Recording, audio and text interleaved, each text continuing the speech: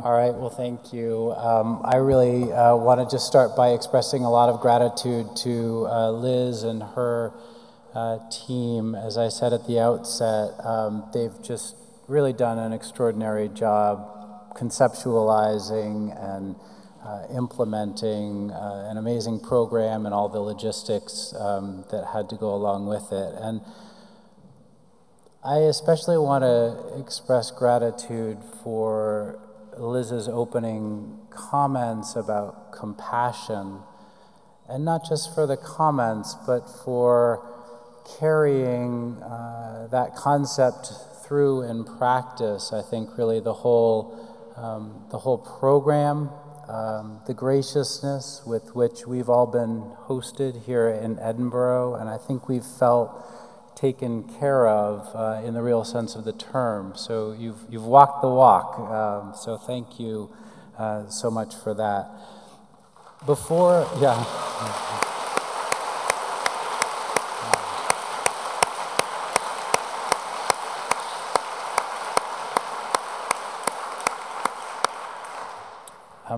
we announce the venue for the next annual meeting, I just wanted to take a minute to reflect on Richard Horton's comments, and I applaud him for emphasizing the importance of what he described as our freedom of choice. And then he went on to paint a somewhat dystopian vision that I know will haunt me for a while, of a world with nothing around besides cows, or nothing big besides cows, and a pretty grim future. And I want to go back to where I started from, which is this idea that Martin Luther King described as the fierce urgency of now. And what that means to me is this moment of choice.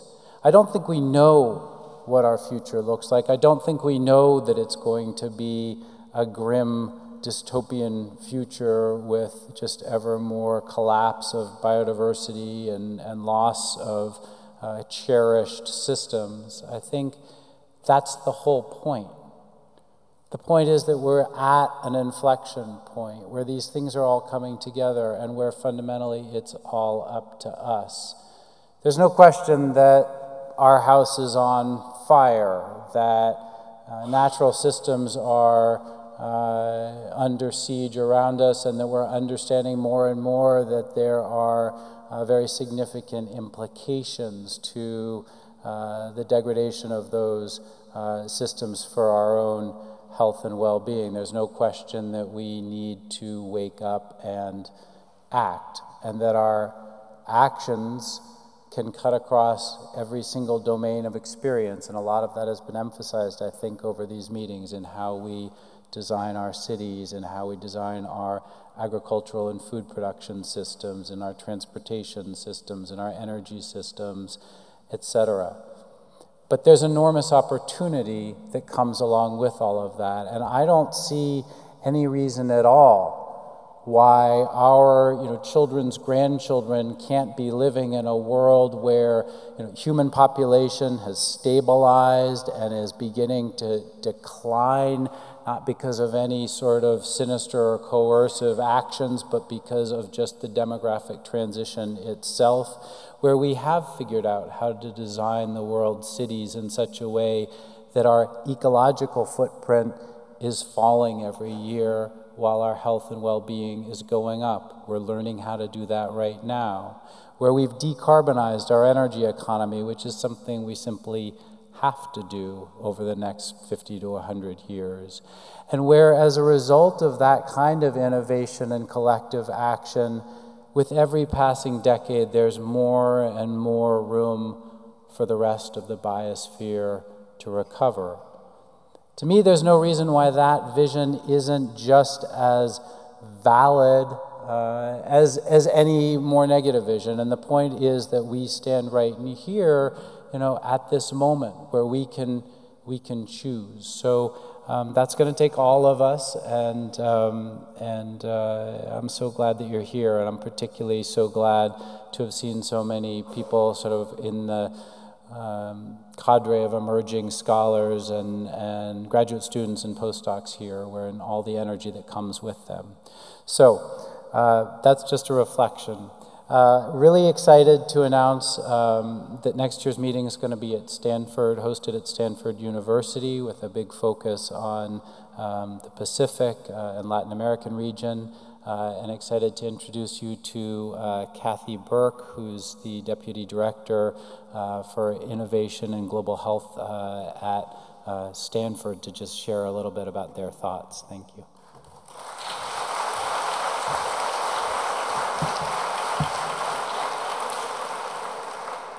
Hello, everyone, and this has been just an inspiring couple of days. I'm really very excited and honored on behalf of Stanford to step into this role and carry the Planetary Health Alliance banner forward.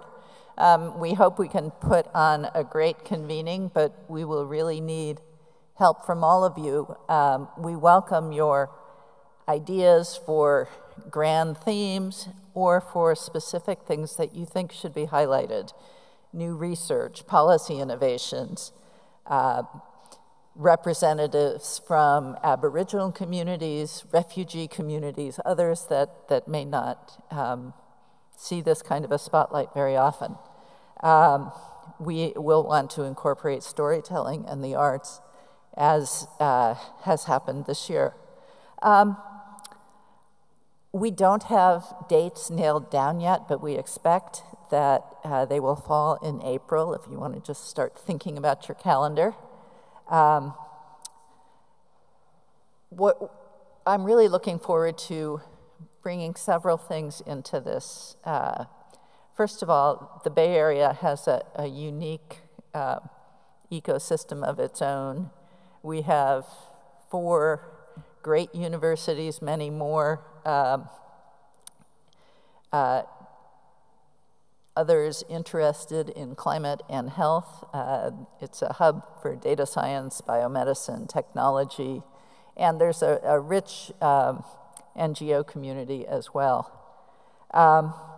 And we'll be reaching out to those players to try to get their ideas for this conference. As Sam mentioned, we also really would like to orient more toward the Pacific Rim and Latin America, as we have partners in those regions, and would welcome your ideas about reaching out to others who haven't been so represented this year or last. Finally, I do want to just call out Laura Kwong, who is my colleague from Stanford. She's an environmental engineer who will be a postdoc with the Natural Capital Project at Stanford. And she and I are both really eager to hear your thoughts about what you would like to see in a future conference. And as I said, we're thrilled to be doing this. We see this as an incredibly important and an exciting field of inquiry. So thank you.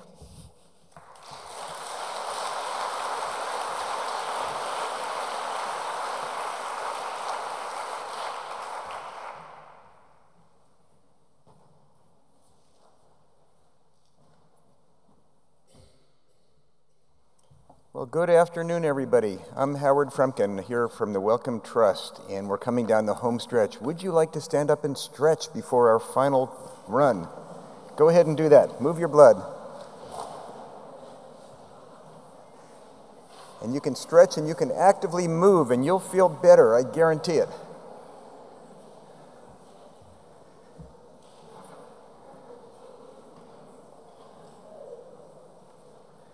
Great.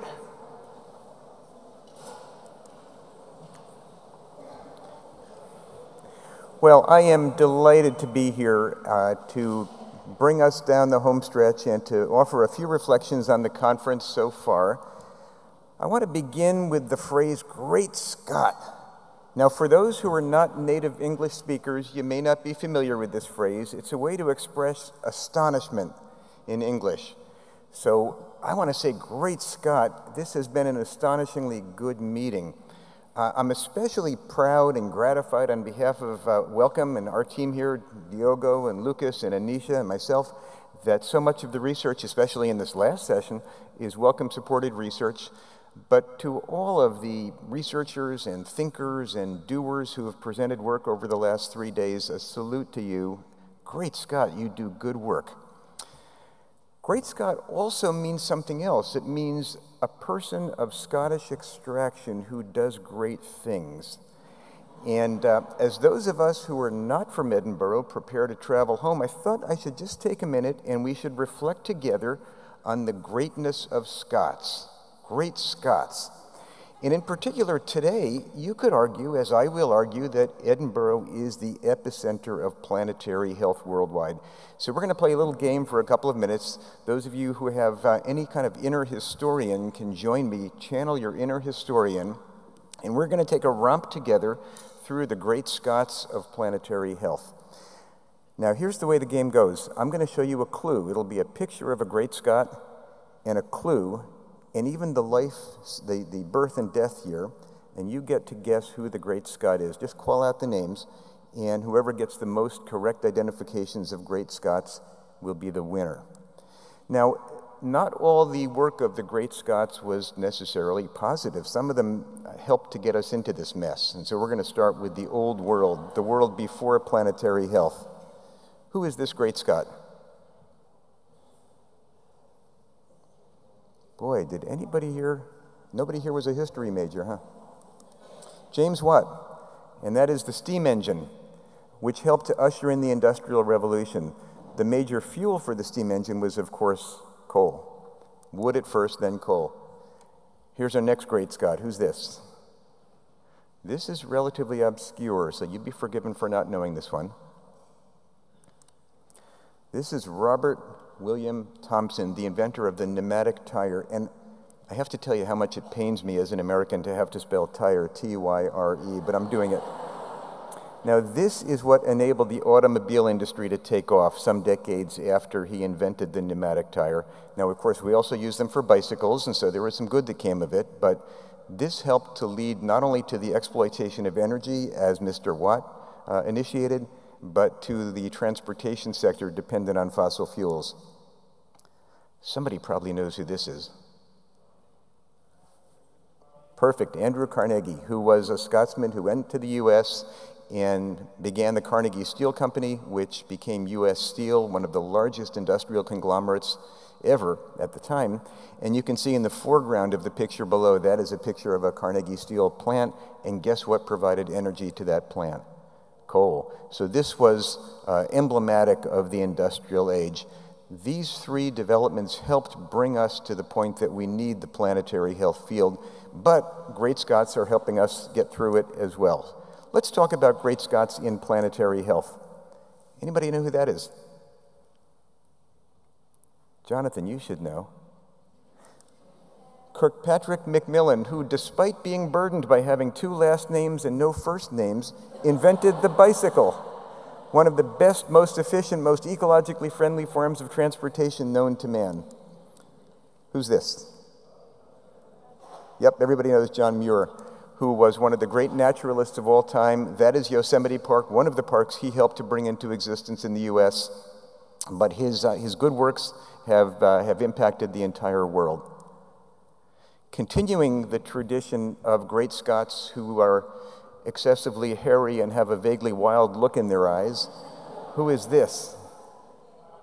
Patrick Geddes, one of the fathers of town planning and one of the original great systems thinkers, as you can see from the diagram shown below, which he offered as a way to help people think about place, something that's uncannily similar to the pictures that Mike and Anna just showed us a few minutes ago. The last of the great Scots in planetary health that I'll show you. Anybody know who this is? He has that rakish, debonair look, and please pardon the cigarette, but I had to be historically accurate. That is Ian Mccarg, who was one of the great landscape architects and regional planners one of the great proponents of designing with nature. In fact, one of his great books is called Design by Nature, the notion that ecological principles ought to inform how cities and regions are configured. But great Scots have also helped us a lot in the health arena, and those of us who are health professionals have a debt of gratitude to these great Scots. Who's that? James Lind, brilliant. Who said that? Phil. Special award. Phil has been a navel gazer for a long time, so he knew that this is a naval surgeon who conducted the first clinical trial showing that the absence of vitamin C in the diet was the cause of scurvy among British seamen. That led to the institution of limes as food, as nutritional supplements on long voyages, led to British sailors being called limeys, and led to the clinical trial as a pillar of evidence in clinical medicine. Any guesses? This was a seminal contribution to the field of medical care. This is Joseph Lister, who introduced antisepsis. He noticed while caring for patients that there was about a 50% post-surgical mortality rate, figured that if people washed their hands, that would get better. He instituted hand washing, tested it with evidence, and in fact brought down surgical mortality rates dramatically thanks to the simple intervention of cleanliness. Brilliant. That was quick. Somebody wants the point on that one. A developer and inventor of penicillin made a huge contribution, and now we are dealing with the consequences of not only widespread antibiotic use, but overuse and antimicrobial resistance, which we've mentioned several times as one of our leading planetary health challenges. But great Scots have been good not only at planetary health and at health care, but at telling stories. And as we've heard several times, and as I'll come back to in just a few minutes, telling stories is essential to the success of planetary health. Who is this great Scot? Arthur Conan Doyle, the writer of Sherlock Holmes, the contributor of some of the best detective novels ever. Alexander McCall Smith. These are getting easier because the authors' names are actually on the books, so I'm kind of disappointed that you're not all jumping to the right answers here. The author of the, what are they called? The #1 Ladies Detective Agency, set in Africa, starring women.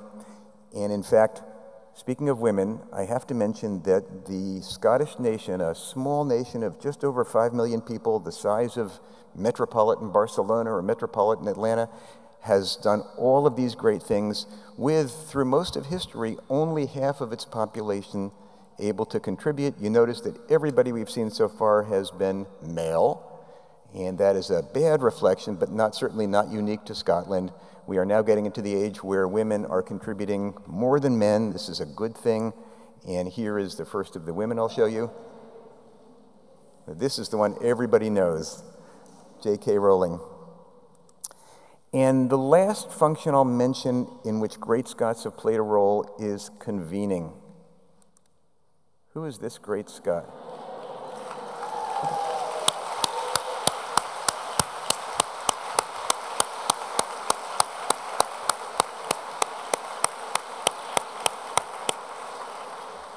Now, there may be some approximation going on here. I actually don't know the birth year, so I estimated based on how old she looks.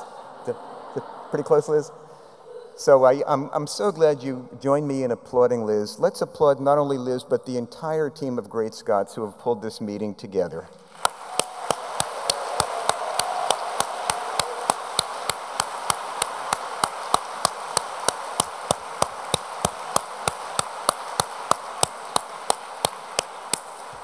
Great Scott, you did a great job.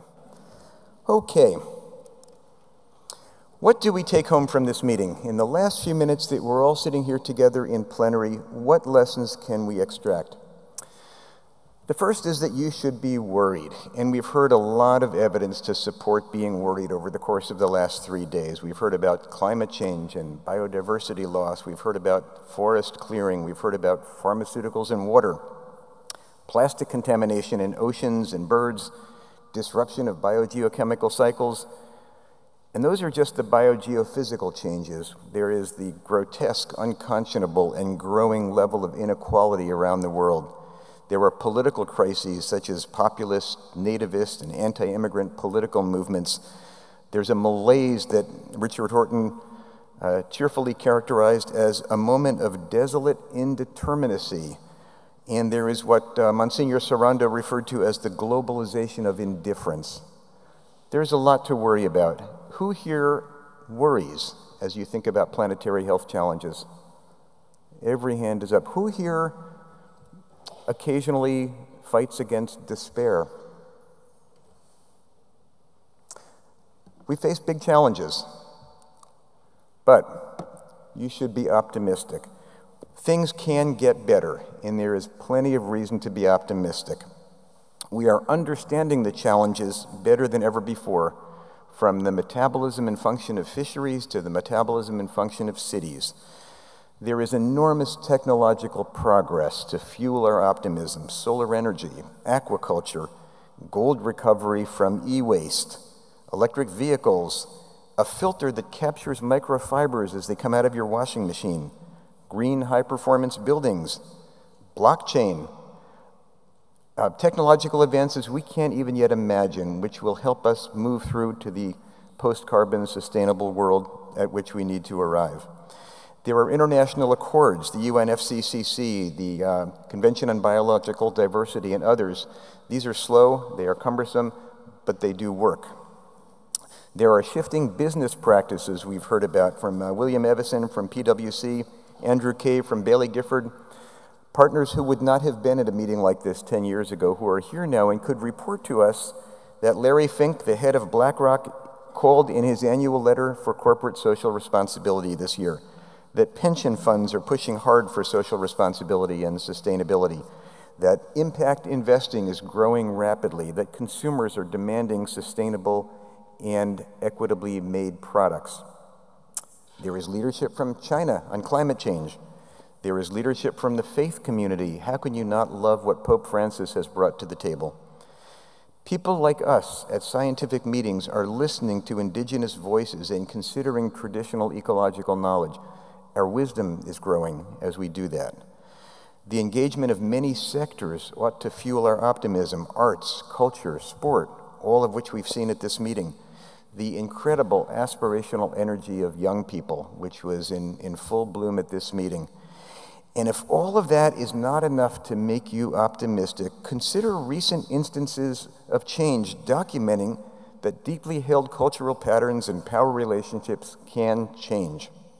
Women's rights growing around the world, marriage equality growing around the world for LGBT people, smoking down in most parts of the world. Change can happen. Now, there was a question from the floor yesterday: might humanity go extinct due to planetary changes? And tellingly, the panel to which that question was addressed didn't answer it. It's a tough question. It's a really tough question. None of us has a crystal ball, so the truth is we don't know the answer. And probably humanity could go extinct, or if not such an extreme outcome, civilization could fall apart. But that's only one possibility. The other possibility is that we seize this moment and we bend the arc of history toward a sustainable, healthy, beautiful world. We can do that. Now, Richard Horton, quoting David Hume, exhorted us, or maybe I should say exhortened us, to exercise choice. That was David Hume's critical message. We must choose optimism and hope. Hope is not a strategy, as Richard said, but despair is not an option. And as Richard quoted David Hume, I'm going to quote the Old Testament on this point, the book of Deuteronomy. "This day I call the heavens and the earth as witnesses. I have set before you life and death, blessings and curses. Now choose life, so that you and your descendants may live." That's what we need to do.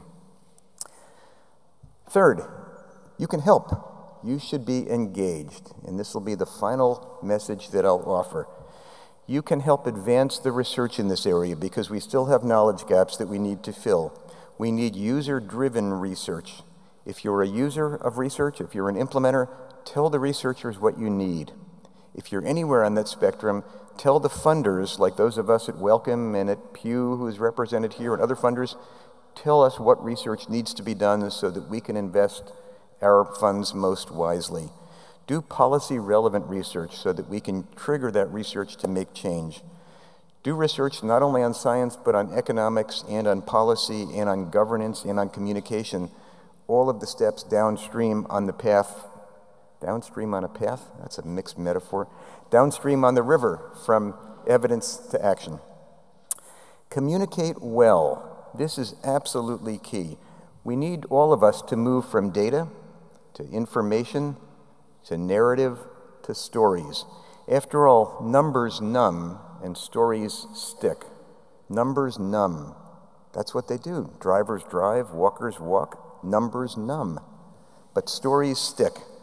Sam Myers, in his opening talk, gave 3 examples of planetary damage. 2 were data-rich examples. One was an account of a young sperm whale that washed up on a Spanish beach last month with 30 kilograms of plastic and waste in its stomach. I don't know about you, but it was that image of the Spanish whale that stuck in my mind. David Ray described the importance of changes to the nitrogen cycle, but the vehicle for that description was his chemistry teacher, Mr. Davies. I remember Mr. Davies, and I thank Mr. Davies the same way David did, because he was the vehicle for a memorable story about the importance of nitrogen in Earth cycles. Stories stick. We need to learn to tell stories. And once we've developed our evidence and crafted our stories, we need to disseminate them effectively. Ewan Deutsch gave a 3-minute video on gold recovery. If you've ever seen a more punchy, effective, efficient, motivating use of videotape to convey scientific information, I'd like to see it, but that was a brilliant demonstration of the way that we all ought to be communicating. Maria Westerbos showed the short film, the Midway film, on plastic pollution, and she said, I think correctly, that that film has the impact of a bullet on people who see it. Now, data-rich PowerPoint slides have the impact of bullets too, but in a different way. More like poison gas sometimes. But using an effective videotape is an extremely effective way to move impressions and knowledge from you to your audiences.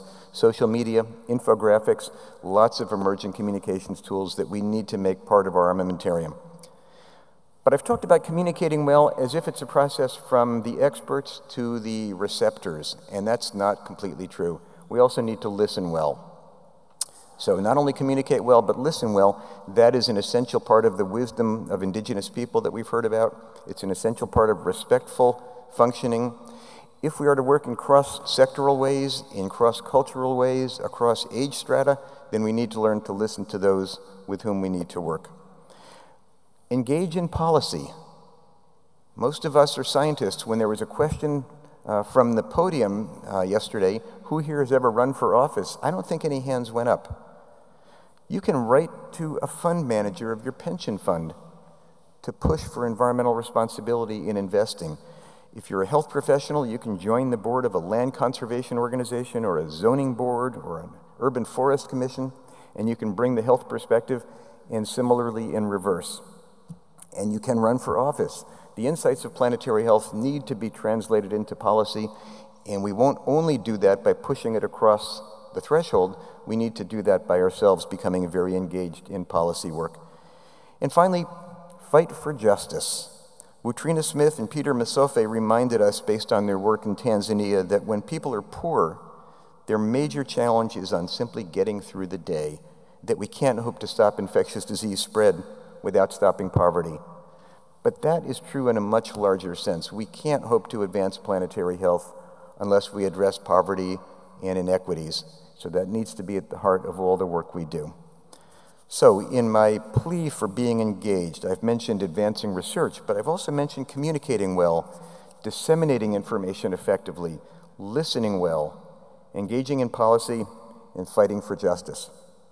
There is a way to engage that we can all take from this meeting in the very short term. I have a little note on lavender paper from Liz, who said to take a minute now before closing and ask you for your thoughts. Are there things you can suggest that would help all of us stay connected and take this conversation forward? What networking tools or communication tools would you suggest for us in this room as we leave?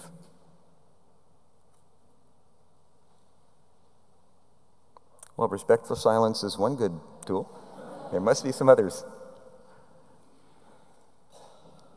Yes. Oh, go ahead. You're at the microphone, so you get to go first. Thank you very much. My name is Esther Mosa from Nairobi, Kenya. First of all, I need to really thank the organizers of this meeting for the opportunity that we got. I'm a travel scholar, and I'm really grateful to meet these enthusiastic guys, and I've learned a lot that I want to move forward with. So we have learned, we are worried, but optimistic, and therefore we want to engage. We have formed a group of young enthusiasts, planetary health enthusiasts. We formed a WhatsApp group, and the aim of that group is to move forward, to go with inclusivity, with equity, and with force, and with all the energies that we've gathered in this forum, to engage with everybody in all the spaces from the bottom-up approach and spread the word. So for us, as a team here, we have some of the members here, and related to that, through Liz, we are grateful to Liz. She offered us a venue in the chaplaincy where we'll be having a session, side session tomorrow at 1:30 to engage further and discuss more. And our title of the discussion will be, how do we maintain and strengthen planetary health as a movement of movements? Again, how do we maintain and strengthen planetary health as a movement of movements? So we welcome you all. We'll be sitting here to take notes for all the contacts of those who will be part of that. Again, to just say that really we are enthusiastic, and we are grouped from diverse parts of the world, and we want to develop a strong agenda to see how we move as we towards Stanford and beyond. Thank you. Thank you very much.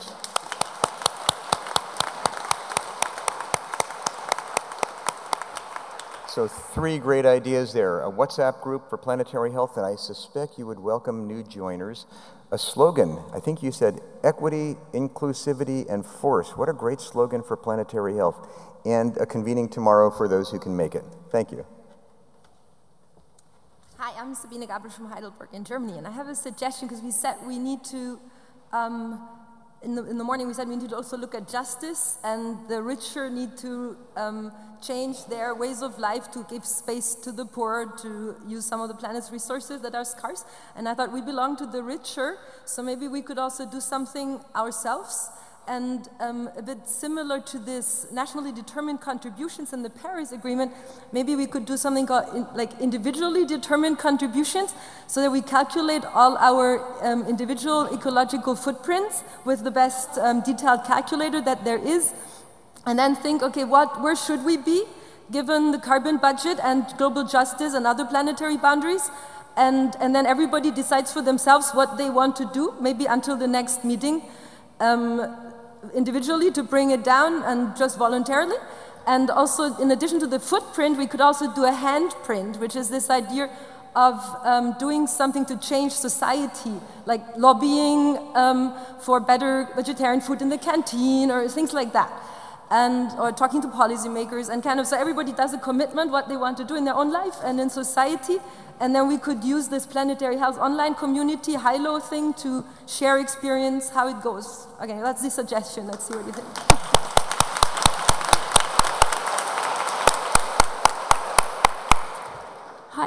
Hi, my name is Frances Kim. I'm coming from Montana State University.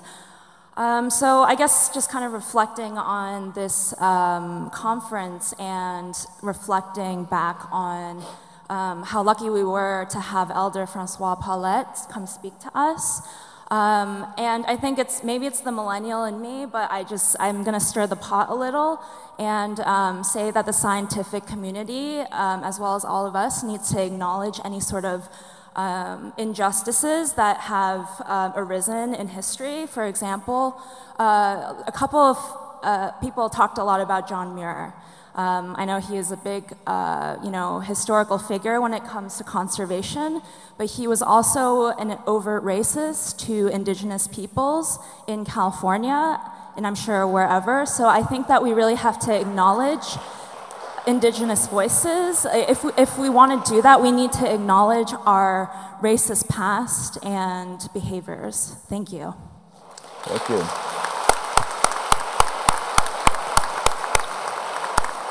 Good afternoon. I'm Catherine Kreis from Seattle, Washington. I work at PATH.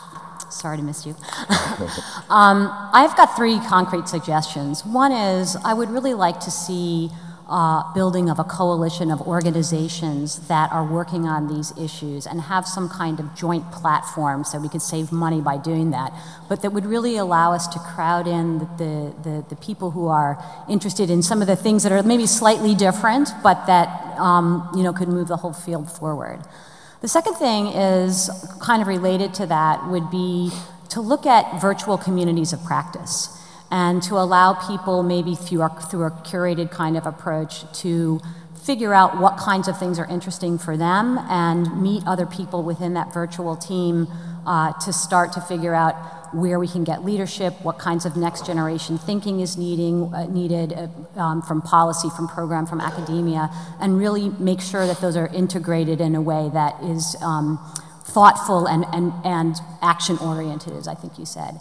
And the third thing is, it's so great when we come here because we get to talk to people who really care about these issues. But I feel like we need to start to engage with next generation thinkers. And that is young people who are looking for internship opportunities or jobs and helping them have a platform for finding people who can be mentors or who have ideas for them in terms of things that would be helpful for them to know and understand as they're building their careers, maybe even starting early with interactions with zoos, for example, in the United States and other places. I don't know, that might not be relevant in every country, but trying to get the very young interested, because they're incredibly powerful resources when it comes to thinking through these things and pressuring adults to take action. Thank you. Excellent.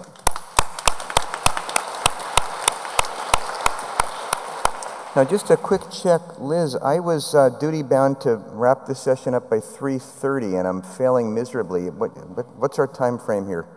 Can we take, I see 2 more people, and I guess we'll... We go straight into 2 hours we go straight into coffee and tea, and then we've got until 5:30 to enjoy the terrific posters downstairs. Okay, so let's take 2 more comments, which I see teed up, and then it'll be coffee and tea. Okay with everybody? Anybody from Seattle may be coffee a peanut right now and feeling desperate, but the rest of you look good. Okay, go ahead. Hi, my name is Jock Enkham, and I'm part of the Wellbeing Economy Alliance in Scotland.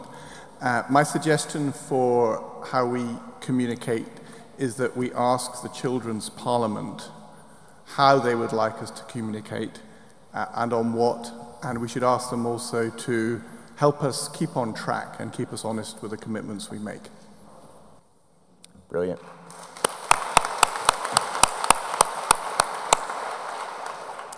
Hi, I'm Wendy Boll. I photograph hands, and I absolutely love the way that hands express our individuality as well as something of our common humanity, and how when you photograph hands, the power stays with the person whose hands it is, and if you really love that person, you can recognize their hands.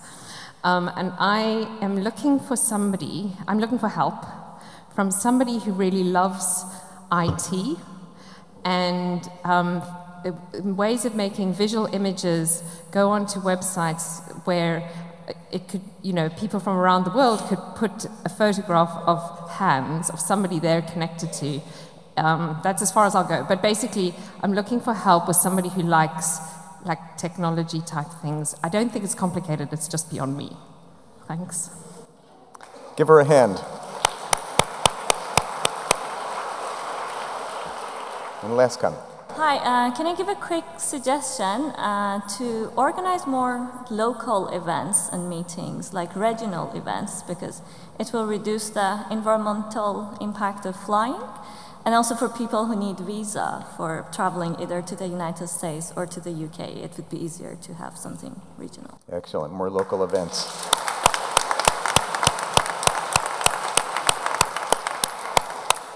Well, it's astonishing that so many good ideas bubbled up in such a short time at the end of not only a long day, but a long 3 days. Great, Scott, you are good. So, be worried, be optimistic, be engaged, go forth and do good. Thank you for all that you do.